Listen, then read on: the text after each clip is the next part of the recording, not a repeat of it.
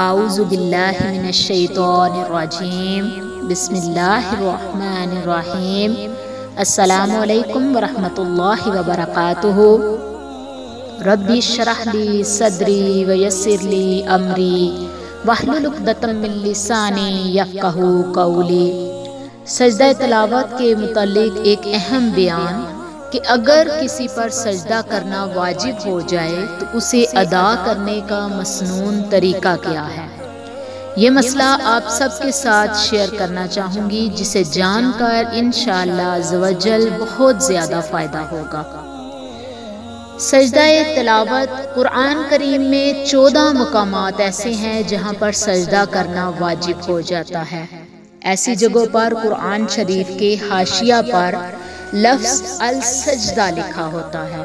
جس وقت آیت سجدہ تلاوت کریں اسی وقت سجدہ کر لینا چاہیے۔ اگر کسی وجہ سے سجدہ نہ کر سکے تو بعد میں بھی واجب ہے، جب وقت ملے کر لینا چاہیے، لیکن یہ لازم ہے۔ سب سے اہم پوائنٹ یہ ہے کہ سجدہ تلاوت صرف تلاوت کرنے والے پر واجب ہے یا تلاوت سننے والے پر بھی واجب ہے؟ تو اس پوائنٹ پر روشنی ڈالتے ہوئے میں آپ سب سے کہنا چاہوں گی اور واضح طور پر بتانا چاہوں گی کہ سجدہ تلاوت صرف تلاوت کرنے والے پر واجب نہیں ہے، بلکہ جو اس تلاوت کو سن رہا ہے اس پر بھی سجدہ واجب ہو جائے گا۔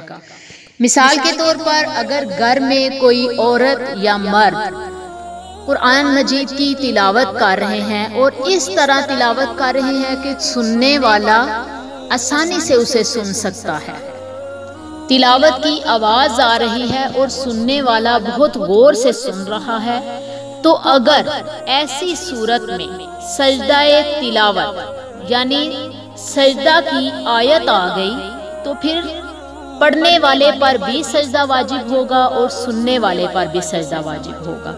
اگر کوئی بلند آواز سے تلاوت کر رہا ہو یا کر رہی ہو تو سننے والا بھی لازماً سجدہ کرے گا، ادروائز وہ گناہگار ہوگا، چاہے وہ تلاوت کرنے والا ہو چاہے وہ تلاوت سننے والا ہو، دونوں پر لازم ہوگا۔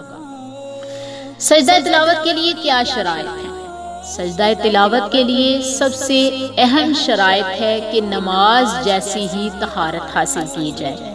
بالکل جیسے نماز کے لیے جن پوائنٹ کو ہمیں مد نظر رکھنا پڑتا ہے، سجدہ تلاوت کے لیے بھی اسی پوائنٹ کو ہم مد نظر رکھیں گے، انہی شرائط پر عمل کریں گے۔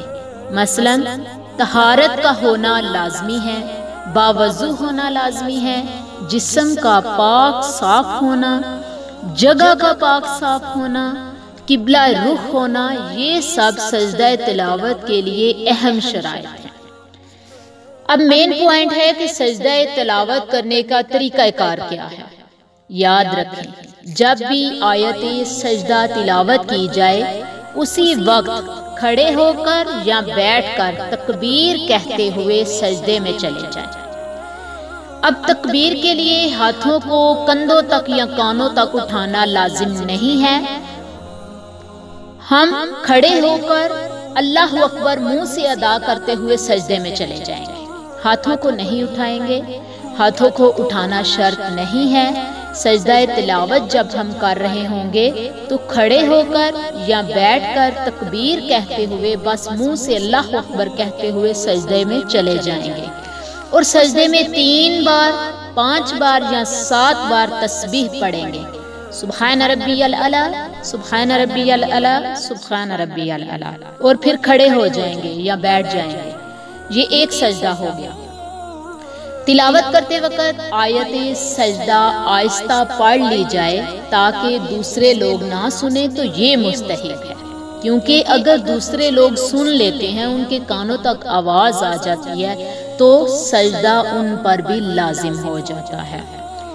اگر کسی محفل میں ہوں گے، کسی مجلس میں ہوں گے تو ایک ہی آیت سجدہ کئی بار تلاوت کی ہوگی، تو کیا سجدہ بار بار کرنا پڑے گا یا ایک بار کرنا پڑے گا؟ تو اس کے لیے میں واضح کرتی چلوں کہ اگر کسی مجلس میں ایک ہی آیت سجدہ کئی بار تلاوت کی یا سنی تو سجدہ ایک ہی واجب ہوگا۔ بیٹھے بھی سجدہ کر سکتے ہیں، کھڑے ہو کر بھی سجدہ کر سکتے ہیں، بیٹھے بیٹھے کرنے کا مطلب یہ ہے کہ آپ کسی جگہ پر بیٹھ کر، کسی پاک صاف جگہ پر بیٹھ کر جب قرآن پاک کی تلاوت کر رہے ہوتے ہیں یا سن رہے ہوتے ہیں تو اس جگہ پر اگر آپ چاہیں کہ سجدہ ہم پر لازم ہو چکا ہے، وہ آیت ہم پڑھ چکے ہیں یا سن چکے ہیں جس پر سجدہ لازم ہے، آیت سجدہ، تو اسی جگہ پر بیٹھ کر ہم اللہ کے حضور جھکیں گے اور سجدہ کریں گے۔ طریقہ کار میں نے آپ کو بتا دیا ہے، آپ کھڑے ہو کر بھی اللہ اکبر کر کے تو سجدے میں جا سکتے ہیں، بیٹھے بیٹھے بھی سجدے میں جا سکتے ہیں۔ اب ایک عذر یہ ہے کہ اگر اس جگہ پر سجدہ ہم نہ کر سکیں، مطلب جگہ کوئی ایسی ہو وہاں پر بہت سے لوگ ہوں یا آپ کسی کے گھر میں ہوں تو تلاوت سن رہے ہوں، اب آپ سجدہ کیسے کریں؟ تو اس کو تھوڑا سا ڈیلے کر کے ہم نماز کے ٹائم تک بھی لے کے جا سکتے ہیں، مطلب جب نماز ہم پڑھنے لگیں گے تو نماز پڑھنے کے بعد فارغ ہو کر بھی ہم اس سجدے کو ادا کر سکیں گے۔ ایک عمل یہ ہے کہ سجدہ ہر بار کیا جائے، مطلب اس کا مطلب میں آپ کو سمجھانا چاہوں گی کہ ایک عمل یہ ہے کہ ہر بار سجدہ کیا جاتا ہے، مطلب جب بھی آپ قرآن پاک کی تلاوت کرتے ہیں، آیت سجدہ آپ کے سامنے آ جاتی ہے یا آپ سنتے ہیں تو آپ پر سجدہ لازم ہو جاتا ہے، اسی وقت بیٹھے بیٹھے یا کھڑے ہو کر سجدے میں جانا یہ بہترین عمل ہے۔ لیکن اگر کسی بنا پر آپ کا سجدہ ڈیلے ہو جاتا ہے، آپ کو تاخیر ہو جاتی ہے یا آپ ایسی نیت رکھتے ہیں کہ قرآن پاک مکمل ہونے کے بعد ہم 14 سجدے پورے کر لیں گے تو اس میں بھی کوئی برائی نہیں، قرآن پاک کے مکمل ہو جانے کے بعد بھی 14 سجدے کیے جا سکتے ہیں۔ اللہ تعالیٰ دینی اسلاموں میں آپ کی میری ہم سب کی اصلاح کرے، اللہ تعالیٰ ہم سب کو استقامت عطا فرمائے۔ اپنا خیال رکھیے گا، دعاؤں میں یاد رکھیے گا۔ اللہ تعالیٰ میرے والدین کی مغفرت فرمائے، مجھے ان کے لیے صدقہ جاریہ بنائے۔ وما علینا الا البلاغ المبین۔ السلام علیکم ورحمۃ اللہ وبرکاتہ۔ اسلام ہمارا ایمان چینل آپ کے لیے بہت سے قیمتی وظائف لے کر آتا ہے۔ اس چینل کو سبسکرائب کیجئے، لائک کیجئے اور اپنے پیاروں کے ساتھ شیئر کیجئے صدقہ جاریہ کے طور پر۔